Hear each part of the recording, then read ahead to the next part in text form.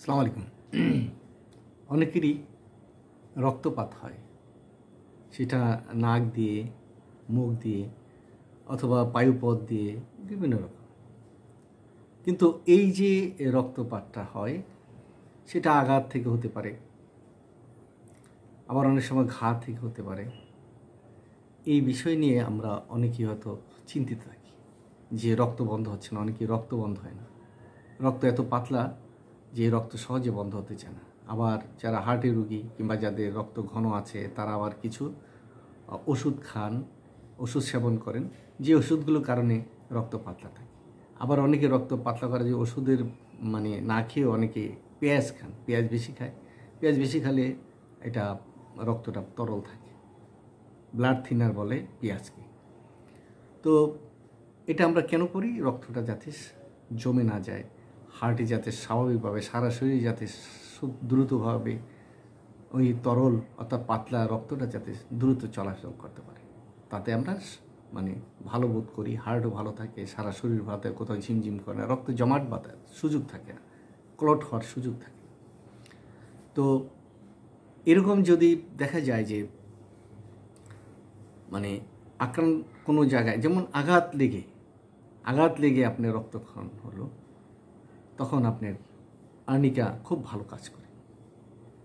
Arnica আপনি সেই ক্ষেত্রে ব্যবহার করতে পারেন আঘাত লেগে হলে। কিন্তু আপনার যদি দেখা যায় যে কোনো জায়গায় আঘাত নয়, অর্থাৎ সেখানে কোনো ঘাও হয়েছিল, ক্ষত হয়েছিল, সেই ক্ষতের কারণে দেখা যায় যে আপনার রক্তপাত হচ্ছে, ব্যথাও আছে, তাহলে আপনাকে অবশ্যই হেমামেলিস নামে একটি ওষুধ আছে।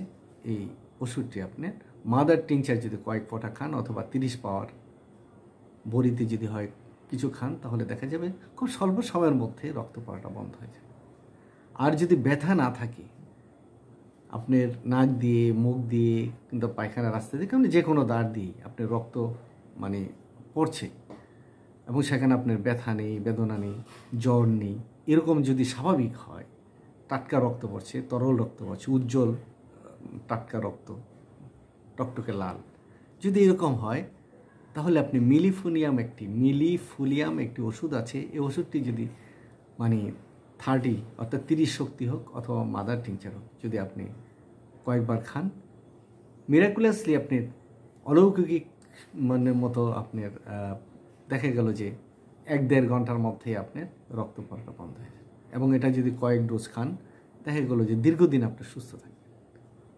এটা হলো হোমিওপ্যাথি ওষুধের মর্মার্থ। কারণ যতবার আমি দেখেছি যে রুগীরা এসছে, যে হয়তো বলল, ডাক্তার সাহেব যে আমার তো সকালে নাক দিয়ে টাটকা রক্ত পড়েছে, দেখে তো আমার মাথা ঘুরে গেছে, কিংবা মুখ দিয়ে আমার রক্ত পড়েছে, অথবা পায়খানায় গিয়েছি, পায়খানা না হয়ে ঝরঝর করে রক্ত পড়ছে, কিন্তু ব্যথা নাই, কোনো কিছু নেই। তাহলে আমি বলবো ওই রুগীটাকে আপনি মিলিফুলিয়াম খাইয়ে দেন, 1 কি 2 ডোজ, দেখা গেল রক্ত বন্ধ হয়ে গেছে, পরীক্ষিত। এখানে দেখেন, নিজেরই দেখেন। আর যদি মনে করেন যে নিজে